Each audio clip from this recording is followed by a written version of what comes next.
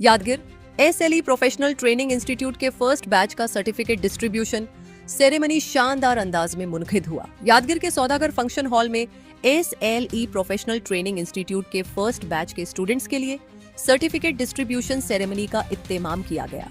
Programme में training मुकम्मल करने वाले स्टूडेंट्स को सर्टिफिकेट्स तकसीम किए गए। इस प्रोग्राम के चीफ गेस्ट के तौर पर गुरुमतकल MLA शरणा गौड़ा कांदकुर ने शिरकत की। उन्होंने स्टूडेंट्स को सर्टिफिकेट्स तकसीम करते हुए उनके मुस्तकबिल के लिए नेक ख्वाहिशत का इजहार किया और मेहनत के जरिए कामयाबी हासिल करने की नसीहत दी।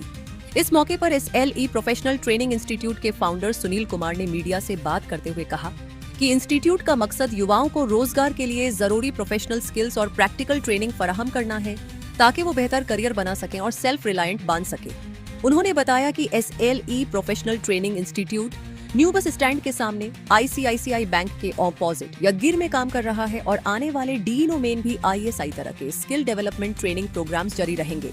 प्रोग्राम में government girls degree college principal Harish Rathore, SLE founder Sunil Kumar, JDS Yadgir district president, मुख्तलिफ कॉलेजेस के जिम्मेदारन, टीचर्स, स्टूडेंट्स और कई मेहमान एक खुसूसी भी मौजूद रहे। प्रोग्राम खुशी और पुरजोश माहौल में कामयाबी के साथ मुकम्मल हुआ।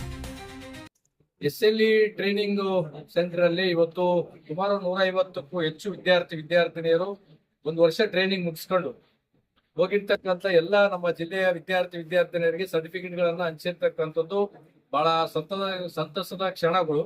ಮತ್ತೆ ಎಲ್ಲೋ ಬಿಜಾಪುರ ಜಿಲ್ಲೆ ಸುನೀಲ್ ಸೋದರು ಇವತ್ತು ಇಲ್ಲಿ ಬಂದು ಒಂದು ಶಿಕ್ಷಣ ಸಂಸ್ಥೆಯನ್ನ ಮಾಡಿ ಮತ್ತೆ ಈ ಭಾಗದ ಗ್ರಾಮೀಣ ವಿದ್ಯಾರ್ಥಿನಿಯರಿಗೆ ಅನುಕೂಲ ಆಗ್ತಕ್ಕಂಥ ರೀತಿಯಲ್ಲಿ ಈ ರೀತಿ ಏನ್ ಬಂದ್ರೆ ಒಂದು ಕೋಚಿಂಗ್ ಸೆಂಟರ್ ಅನ್ನ ಮಾಡಿ ಮತ್ತೆ ಇಲ್ಲಿ ಇರ್ತಕ್ಕಂಥ ಸುಮಾರು 50,000ಕ್ಕೂ ಹೆಚ್ಚು ವಿದ್ಯಾರ್ಥಿನಿಯರು ಈಗಾಗಲೇ ಟ್ರೈನಿಂಗ್ ಅನ್ನ ಪಡೆದಿರ್ತಕ್ಕಂಥದ್ದು. ಪ್ರತಿ ವರ್ಷ 5-6 ಸಾವಿರಕ್ಕೂ ಹೆಚ್ಚು ವಿದ್ಯಾರ್ಥಿನಿಯರು ಈ ಒಂದು ಟ್ರೈನಿಂಗ್ ಸೆಂಟರ್ ನಿಂದ ಹೊರಗೆ ಬರ್ತಕ್ಕಂಥದ್ದು ಇದು ಬಹಳ ಖುಷಿಯ ಸುದ್ದಿ.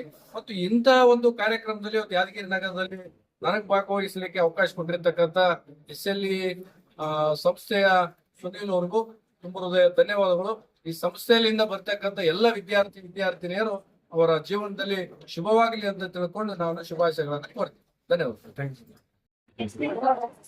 ನಮಸ್ಕಾರ, ನಾನು ಸುನೀಲ್ ಅಂತೇಳಿ, ನಮ್ದು ಬಿಜಾಪುರ್. ನಾನು SLE ಫೌಂಡೇಶನ್ ಫೌಂಡರ್, ಸಂಸ್ಥಾಪಕರು. ನಾವು ಇವತ್ತು ಯಾದಗಿರಿ ಒಳಗಡೆ ಒಂದು ಪ್ರಮಾಣ ಪತ್ರ ವಿತರಣಾ ಸಮಾರಂಭ ಅಂತೇಳಿ ಒಂದು ಕಾರ್ಯಕ್ರಮನ ಇಟ್ಕೊಂಡಿದ್ದೀವಿ. ಶಾಸಕರು ಕೂಡ ಆಗಮಿಸಿದ್ರು. ಬಟ್ ನಮ್ಮಲ್ಲಿ ಯಾದಗಿರಿಯಲ್ಲಿ ನಾವು ಹೋದ ವರ್ಷ ಒಂದು ಟ್ರೈನಿಂಗ್ ಇನ್ಸ್ಟಿಟ್ಯೂಟ್ ಅನ್ನ ಪ್ರಾರಂಭ ಮಾಡಿದ್ದೀವಿ. ಈಗ 1 ವರ್ಷ ಕಂಪ್ಲೀಟ್ ಆಗಿ ಆ ವಿದ್ಯಾರ್ಥಿಗಳಿಗೆ ನಾವು ಪ್ರಮಾಣ ಪತ್ರವನ್ನ ಇವತ್ತು ಕೊಡುವಂತ ಒಂದು ಸಮಾರಂಭನ ಇಟ್ಕೊಂಡಿದ್ದೀವಿ. 150 ವಿದ್ಯಾರ್ಥಿಗಳು ಈಗ ನಮ್ಮಲ್ಲಿ ತರಬೇತಿಯನ್ನ ಮುಗಿಸಿದಾರ. ಅವರಿಗೆ ನಾವು ಇವತ್ತು ಸರ್ಟಿಫಿಕೇಟ್ ಸೆರೆಮನಿಯನ್ನ, ಡಿಸ್ಟ್ರಿಬ್ಯೂಷನ್ ಸೆರೆಮನಿಯನ್ನ ಇಟ್ಕೊಂಡಿದ್ದೀವಿ. ನಮ್ಮ ಸಂಸ್ಥೆ ಕರ್ನಾಟಕದಲ್ಲಿ 59 ಶಾಖೆಗಳಿದಾವ. ಅದರಲ್ಲಿ ನಾವು ಈ ಯಾದಗಿರಿಯಲ್ಲಿ ಒಂದು ಶಾಖೆ ಇದೆ. ಇವಾಗ ರೀಸೆಂಟ್ ಆಗಿ ನಾವೇನ್ ಮಾಡಿದೀವಿ, ರಾಯಚೂರಲ್ಲಿ ಕೂಡ ಮಾಡಿದೀವಿ. ಹೋದ ತಿಂಗಳಲ್ಲಿ ಇದೇ ತಿಂಗಳಲ್ಲಿ ಜುಲೈ 10ಕ್ಕೆ ನಾವು ಶಾಪುರದಲ್ಲಿ ಕೂಡ ಒಂದು ಶಾಖೆಯನ್ನ ಪ್ರಾರಂಭ ಮಾಡಿದೀವಿ.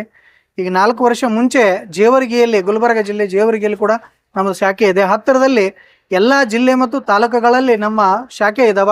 ಬಹಳ ಅತಿ ಕಡಿಮೆ ಒಂದು ಶುಲ್ಕದಲ್ಲಿ ನಾವು 1 ವರ್ಷದ ಟ್ರೈನಿಂಗ್ ಅನ್ನ ಕೊಡ್ತಾ ಇದ್ದೀವಿ.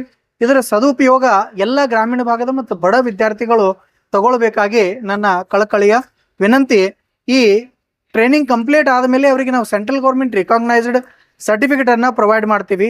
ಆ ಸರ್ಟಿಫಿಕೇಟ್ ಆಲ್ ಇಂಡಿಯಾದಲ್ಲಿ ಎಲ್ಲೇ ಯಾವುದೇ ರಾಜ್ಯದಲ್ಲಿ ಯಾವುದೇ ಜಾಬಿಗೆ ಅವ್ರು ಅಪ್ಲೈ ಮಾಡಿದ್ರು ಕೂಡ ಅದು 100% ವ್ಯಾಲಿಡ್ ಆಗತ್ತೆ ಅಂತ ಹೇಳಿ ನನ್ನ ಈ 2 ಅನಿಸಿಕೆಯನ್ನ ಮುಗಿಸ್ತಾ ಇದ್ದೇನೆ. ಯಾದಗಿರಿಯಲ್ಲಿ ಹೊಸ ಬಸ್ ಸ್ಟ್ಯಾಂಡ್ ಎದುರುಗಡೆ ICICI ಬ್ಯಾಂಕ್ ಅಪೋಸಿಟ್ ಇದೆ.